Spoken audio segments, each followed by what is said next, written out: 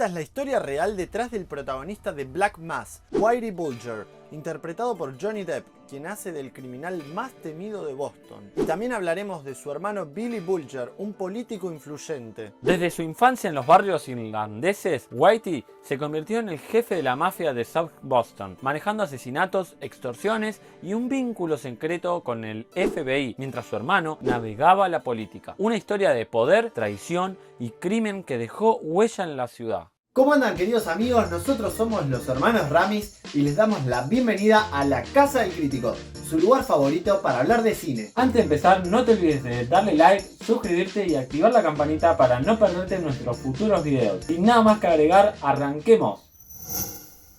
Los hermanos Bulger son prácticamente leyendas en Boston, aunque cada uno en su terreno.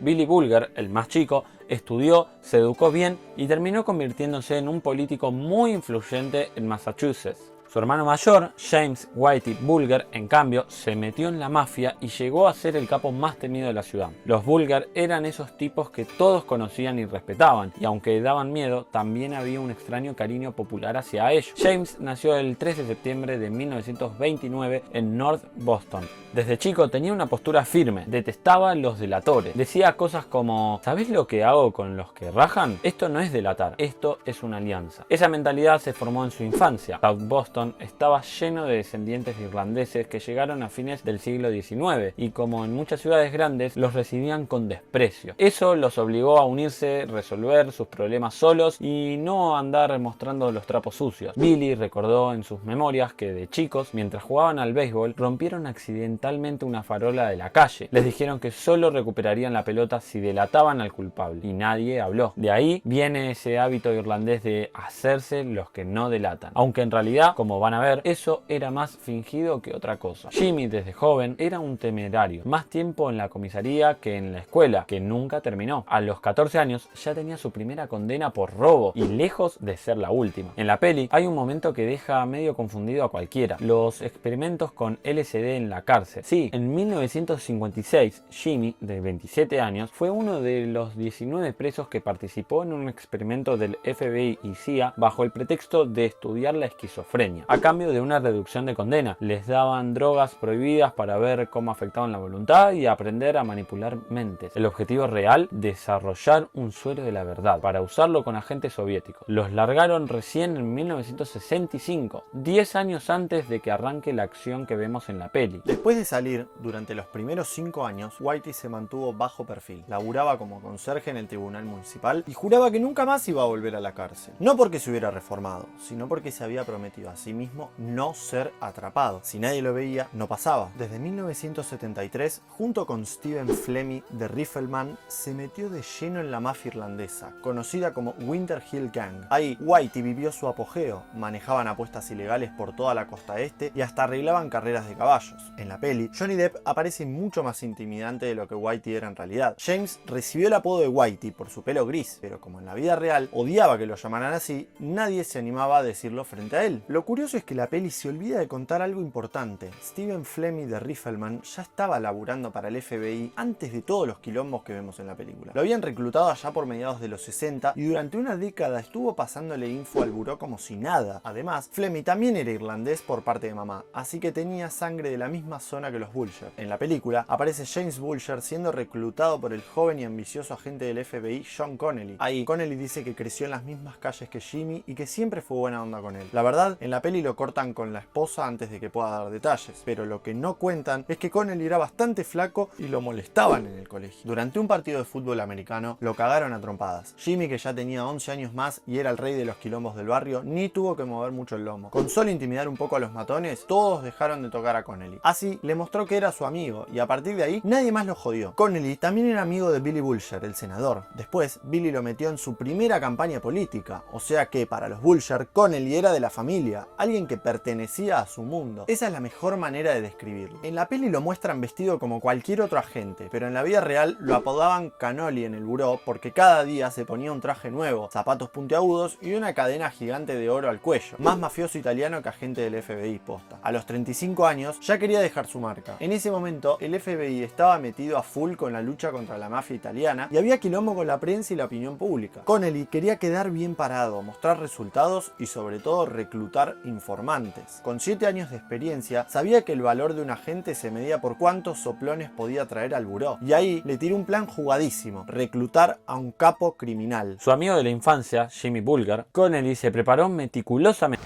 You got 2 minutes. La Winter Hill Gang de Jimmy venía peleada con la mafia italiana local, liderada por Gennaro Angulo y sus 4 hermanos, que eran conocidos por ser astutos y despiadados. Angulo además tenía contactos en la policía de Boston, y eso a Jimmy lo dejaba incómodo. Así que Jimmy pensó: bueno, si la policía local me da miedo, mejor me asocio con un organismo más grande y poderoso. De ahí surgió la alianza entre el capo irlandés y el FBI. Ahora, ojo, en la peli lo muestran como si Connelly reclutara a Jimmy, pero la realidad es que no se sabe a ciencia cierta quién fue el que buscó al otro. Es probable que James haya querido relacionarse con el FBI por su cuenta, más aún sabiendo que Fleming ya les pasaba data hace años. Además, Connelly había pedido trasladarse a la oficina del FBI en Boston poco antes de todo esto, supuestamente para cuidar a su viejo, así que todo estaba bastante alineado para que surgiera esa conexión. Connelly se mudó a Boston en 1973, justo cuando la Winter Hill Gang de Jimmy estaba empezando a pegar fuerte. 2 años después, en 1975, Jimmy fue oficialmente reclutado por el FBI. Ahora, esto es teoría, pero capaz que Connelly no se trasladó por su viejo, sino para armar una colaboración copada con su amigo de toda la vida. Igual que en la peli, Jimmy empezó a pasar info sobre la mafia italiana, pero siempre calculando bien lo que daba para que no le pegara a su propio negocio. A cambio, el FBI cerraba un ojo con sus pequeñas infracciones. Pero Connelly no se quedaba ahí. Además de protegerlo a full, le avisaba a Jimmy cuando se planeaba redadas policiales o cuando intentaban pincharle el auto. Incluso en 1978 hizo que Fleming desapareciera de la lista de informantes del FBI sin que Fleming supiera, solo para cuidar a Jimmy. La posta es que la mayoría de la info que llegaba al FBI no venía directamente de Jimmy, sino de Fleming. Y la que venía de Jimmy muchas veces no servía para nada, pero Connelly armaba todo el cuento para que pareciera que Jimmy era la fuente principal. Falsificaba documentos, errores en reportes y jugaba con todos los tecnicismos burocráticos. Después de que, gracias a la colaboración entre el FBI y Jimmy, lograron aplastar a la mafia italiana y se armó un vacío de poder en el bajo mundo de Boston, lo cual Jimmy lo llenó rápido. Por cierto, la escena de la peli donde Jimmy amenazaba a la mujer de Connelly es puro invento. Para empezar, Connelly ya no vivía con su esposa y la relación entre él y Jimmy era bastante cálida. Además, las reuniones en la casa de Connelly estaban prohibidas por el buró, así que Jimmy y él se juntaban de manera clandestina en la casa de otro agente del FBI, John Morris. Y lo de Morris en la peli, que lo pintan como un tipo inocente y medio ingenuo, está re alejado de la realidad. En su casa, Morris garantizaba la seguridad de Jimmy y estaba dispuesto a encubrir cualquier cosa menos un asesinato, a cambio de que Jimmy lo moviera un poco en sus intereses. El tipo aceptaba regalos, o sea, directamente coimas. Esta alianza entre el FBI y la banda de Jimmy lo catapultó al pináculo del bajo mundo de Boston. En cuanto a Billy, el hermano menor y senador, también lo cambiaron en la pantalla. Aunque era exitoso en política, no se quedaba quieto para resolver disputas, cagaba puteadas y por supuesto aceptaba coimas.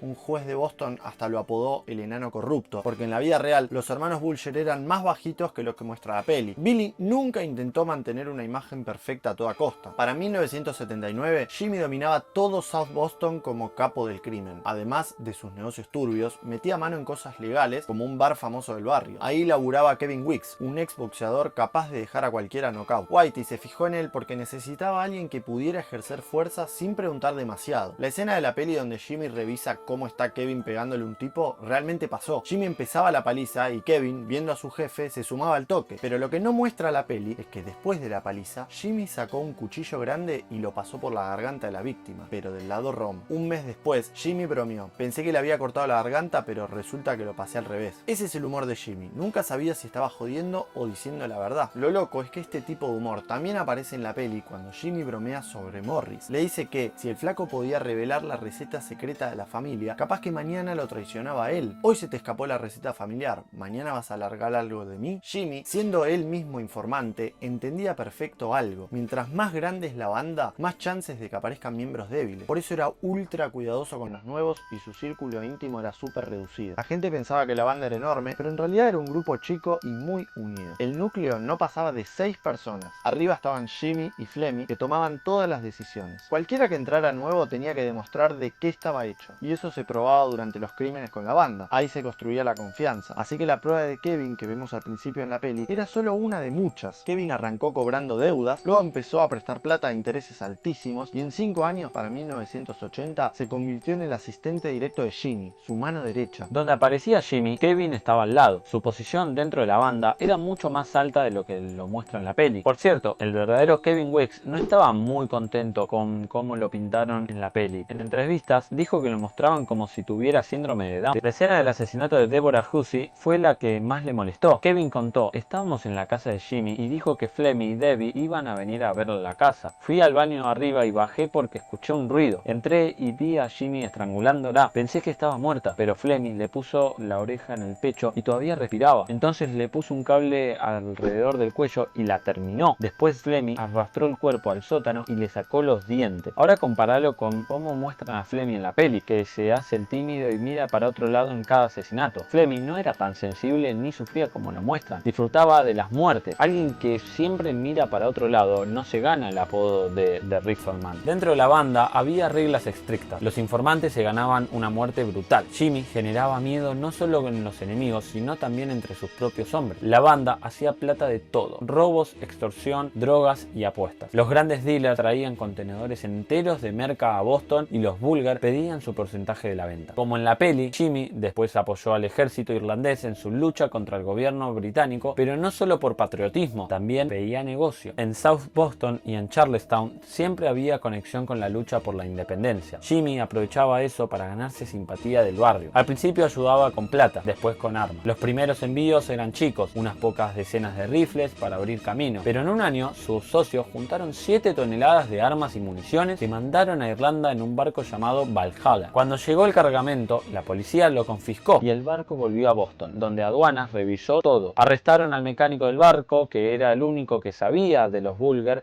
y su conexión internacional. Su testimonio era un peligro real para la banda irlandesa. El asesinato de este mecánico en la peli es distinto a la realidad y es un ejemplo perfecto de cómo los criminales de verdad esconden cuerpos, no como Ryan Hoyt en Alpha Dog o Lefty en Donnie Brasco. Jimmy se mantenía frío. Parecía que iba a ser una simple charla con el mecánico. Lo llevaron a una casa discreta en South Boston que pertenecía a familiares de uno de los miembros de la banda. Kevin la llamaba la casa fantasma. Todos los que iban ahí desaparecían para siempre. Flemmy y Jimmy empezaron a interrogar al mecánico. Querían saber qué info había soltado. Bulger lo tranquilizó: no pasa nada, no te preocupes. Pero en 2 minutos el tipo ya confesó que estaba cooperando con la policía. Jimmy le dijo que bajara al sótano, lo hicieron sentar en una silla, le pusieron una soga al cuello y empezaron a estrangularlo. Pero la soga era muy gruesa y no podían apretarla lo suficiente. El mecánico se retorcía de dolor. Jimmy, viendo que no funcionaba, le preguntó: ¿querés que te tire un tiro? El tipo respondió: sí, por favor, hacelo. Jimmy sacó su pistola calibre 22, le puso un silenciador y lo fusiló en la cabeza. Flemmy, como era habitual, sacó los dientes del cuerpo, los puso en una bolsita y los aplastó hasta hacer un polvo fino con un martillito. Después había que deshacerse del cuerpo, pero eso ya lo habían planeado. Habían llegado antes a otra parte de la ciudad, habían encontrado un lugar adecuado y habían cavado un pozo de 2,5 metros.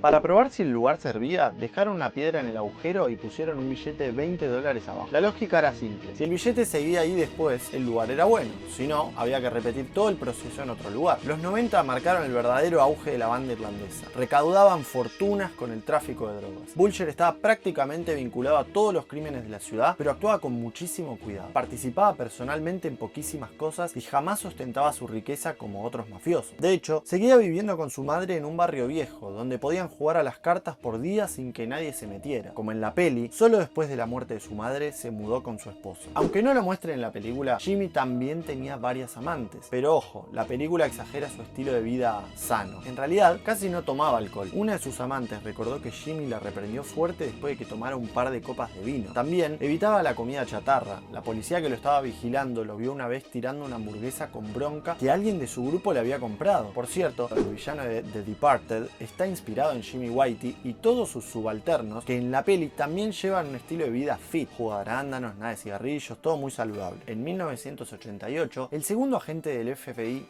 John Morris, acosado por la culpa y queriendo hacer justicia, decidió encontrarse con la prensa. Los reporteros de Boston, Leroy Dick y Gerard O'Neill. Les contó sobre la colaboración criminal entre Bulger y el FBI y después esos periodistas escribieron el libro Black Mass. What the fuck? This is bullshit.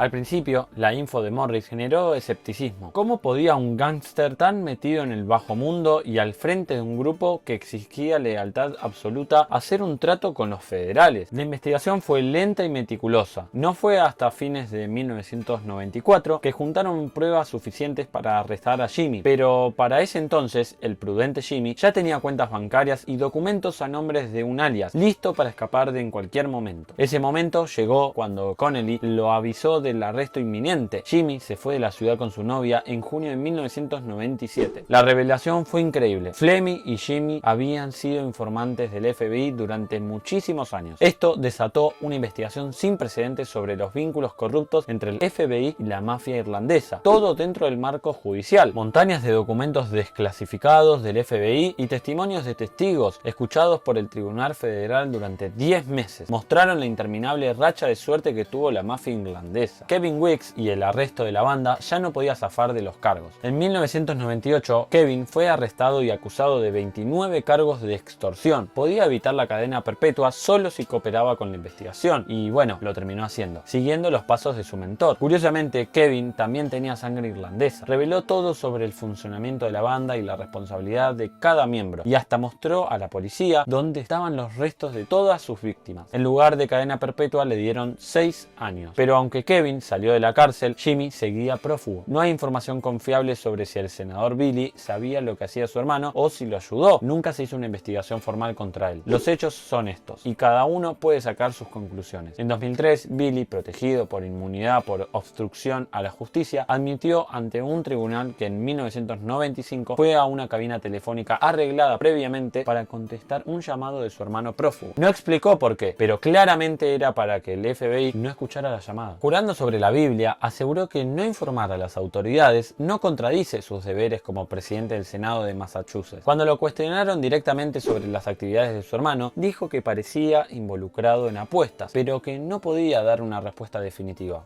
Sobre asesinatos, narcotráfico o la Winter Hill Gang, afirmó que no sabía nada. Tampoco sabía que Flemmi era parte de esa banda, aunque sí la conocía. Además, dijo que el FBI nunca le preguntó por el paradero de su hermano, así que nunca mencionó la llamada de la cabina. Meses después, un ex agente del FBI aclaró que la razón por la que no le preguntaron era que el senador se negó a reunirse con ellos. Más adelante, un comité determinó que los testimonios de Billy eran contradictorios. Bajo presión pública, renunció, pero nunca hubo una investigación completa sobre su relación con Jimmy. El 22 de junio de 2011, el viejo Jimmy fue arrestado por los Marshals federales en Santa Mónica, California. Sorprendió a todos que uno de los criminales más buscados del mundo ni siquiera intentara escapar de Estados Unidos, lo que generó sospechas de que alguien lo había ayudado incluso después de su fuga. En 2013, Jimmy fue condenado a 2 cadenas perpetuas por 11 asesinatos, aunque se cree que tuvo muchas más víctimas. El 30 de octubre del 2018 fue encontrado muerto en su celda, apenas un día después de ser trasladado de una prisión a otra. Lo habían golpeado hasta matarlo, un preso que odiaba a los soplones.